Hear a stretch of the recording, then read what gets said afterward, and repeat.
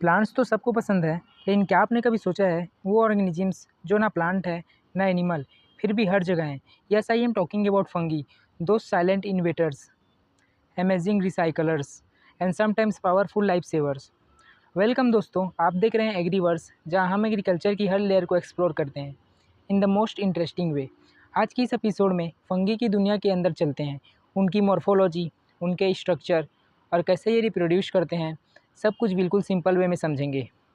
तो रेडी हो जाओ एक अजीबोगरीब येट फैसिनेटिंग वर्ल्ड में स्टेप रखने के लिए, जहाँ है स्पोर्ट्स, हाइपर, माइसीलियम और बहुत कुछ। Let's begin the journey and to the unseen world of fungi. सबसे पहला स्लाइड है introduction to fungi. Fungi are a distinct group of organisms that are neither plant nor animals. They lack chlorophyll and do not perform photosynthesis. Instead, they absorb nutrients from organic material. Fungi play essential role in ecosystems as decomposers and also cause many plant disease. दोस्तों, fungi एक अलग group के जीव होते हैं जो ना पौधे होते हैं और ना जानवर। इनमें क्लोरोफिल नहीं होता, इसलिए ये फोटोसिंथेसिस नहीं कर सकते। ये अपने भोजन खुद नहीं बनाते, बल्कि दूसरे ऑर्गेनिक पदार्थों से न्यूट्रिएंट ऑब्जर्व करते हैं। ये प्रकृति में एक बहुत महत्वपूर्ण भूमिका निभाते हैं। ये मरे हुए पदार्थों को तोड़कर डिकम्पोज का काम करते हैं, मतलब हैज़ अ डिकम्पोजर काम करते हैं। साथ ही ये कई पौधे में बीमारियां भी लाते हैं। नेक्स्ट स्लाइड देखते हैं, general characteristics of fungi. Eukaryotic and heterotrophic organism. Cell wall made of chitin. Absorptive mode of nutrient. Reserve food is glycogen. Reproduced by spores. Fungi कुछ खास फीचर्स के साथ आते हैं। सबसे पहले ये यूकैरियोटिक होते हैं, यानी इनके सेल्स में न्यूक्लियस होता है। दूसरी बात, ये हेट्रोट्रॉफिक होते हैं। हेट्रोट्रॉफिक मतलब अपना भोजन खुद नहीं बना सकते। इनकी सेल वॉल काइटिन से बनी होती है, जो एक मजबूत और फ्लेक्सिबल पदार्थ है, इंसेक्ट्स की आउटर कवरिंग जैसे। ये भोजन ऑब्जर्व करके लेते हैं, यानी ये अपना खाना बाहर से सोखते हैं।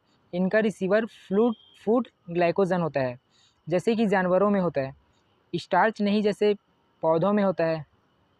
और ये स्पोर के माध्यम से अपना प्रजनन करते हैं, जो कि एक तरह का माइक्रोस्कोपिक बीज होता है। नेक्स्ट स्लाइड देखते हैं, structure of fungi.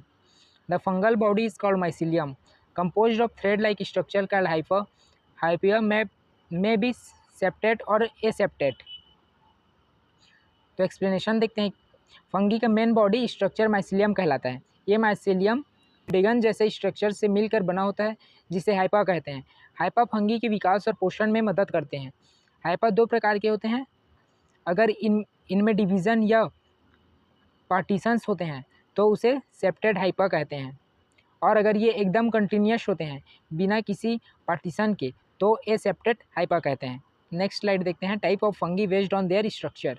Okay, unicellular fungi जैसे yeast, filamentous fungi rhizopus, multicellular fungi like mushroom. Fungi को उनके स्ट्रक्चर के आधार पर अलग अलग। सबसे पहले आता है यूनिसेल्युलर फंगी, जैसे कि ईस्ट, जो सिर्फ एक सेल से बने होते हैं और ब्रेड बनने में उसे यूज़ किया जाता है, ब्रेड बनाने में यूज़ किया जाता है। दूसरा टाइप है फिलामेंटस फंगी जैसे राइजोप्स, जो रोटी या खाने पर लगने वाले सफ़ेद काले फंगस के रूप में दिखता है।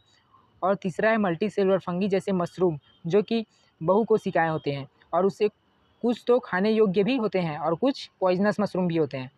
उसके बाद देखते हैं reproduction in fungi. Asexual reproduction, spores और सेक्सुअल रिप्रोडक्शन बाय गेमेट और फ्यूजन ऑफ हाइपर। फंगी के प्रजनन या रिप्रोडक्शन दो तरीके से होते हैं, एसेक्सुअल एक है और एक सेक्सुअल है। एसेक्सुअल रिप्रोडक्शन में फंगी स्पोर्स का यूज़ करते हैं, जैसे कोनिडिया, स्पोरेंजी स्पोर्स वगैरह। ये स्पोर्स हवा या पानी के जरिए फैलकर नए फंगी बनाते हैं। जबकि सेक्सुअल रिप्रोडक्शन में ये तो गैमेट्स का मेल होता है या फिर हाइपा का फ्यूज़न होता है, जिससे नया स्पोर्स और नए फंगी जन्म लेते हैं। इस तरह फंगी अपनी संख्या को बढ़ाते हैं। नेक्स्ट स्लाइड देखते हैं, importance of fungi in plant pathology. Plant pathology में क्या इंपॉर्टेंस है फंगी का।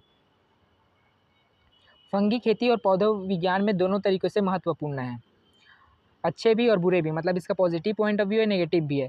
कुछ फंगी जैसे प्यूनिका फसलों में रस्ट लाते हैं, कुछ स्मट और ब्लाइट जैसे डेंजरस डिजीज़ के कारण बनते हैं। लेकिन कुछ फंगी लाभदायक भी होते हैं, जैसे पेंसिलियम से पेंसिलिन जैसे एंटीबायोटिक बनती है। और mycorrhiza fungi mycorrhiza fungi plant की रूट्स के साथ संबंध बनाकर पौधे को पानी और न्यूट्रिएंट ऑब्जर्व करने में मदद भी करते हैं। तो कुछ प्रॉफिटेबल भी होते हैं और कुछ हार्म भी पहुंचाते हैं। उसके बाद देखते हैं summary. Fungi are unique organisms with significant ecological and agricultural roles. They can harm crop or benefit them depending on species. तो चलिए अब सब कुछ समराइज़ करते हैं। फंगी एक अनोखी जीव समुदाय है जो न केवल प्रकृति में डिकम्पोज़र का काम करते हैं बल्कि खेती में भी उनका अपना योगदान है। कुछ फंगी क्रॉप को नुकसान पहुंचाते हैं जबकि कुछ जैसे माइकोराइजा और पेनिसिलियम बहुत ही लाभदायक होते हैं या लाभदायक साबित हुए हैं। इसलिए फंगी को समझना एक स्मार्ट किसान बनने के लिए ज़रूरी है। तो दोस्तों ये था एक सिंपल और क्लियर ब्रेकडाउन ऑफ फंगी और उनकी मॉर्फोलॉजी के बारे में। हाइपा और माइसीलियम और स्पोर्स, अब आप समझ चुके होंगे कि ये छोटी सी दुनिया कितनी पावरफुल है। अगर आपको ये वीडियो हेल्पफुल लगा हो तो लाइक ज़रूर करना और कमेंट में बताना कि आपको फंगी की किस पार्ट में सबसे ज़्यादा मज़ा आया और सरप्राइज़ किया। एग्रीवर्स पर ऐसे ही इंटरेस्टिंग और एग्ज़ाम रेडी टॉपिक मिलते रहेंगे, तो चैनल को सब्सक्राइब करो और बेल आइकन दबा दो ताकि एग्रीकल्चर की दुनिया का हर अपडेट आप तक सबसे पहले पहुंच सके। मिलते हैं अगले एपिसोड में एक नए कॉन्सेप्ट के साथ। तब तक के लिए कीप लर्निंग, कीप ग्रोइंग। जय किसान, जय विज्ञान। Thank you so much for watching.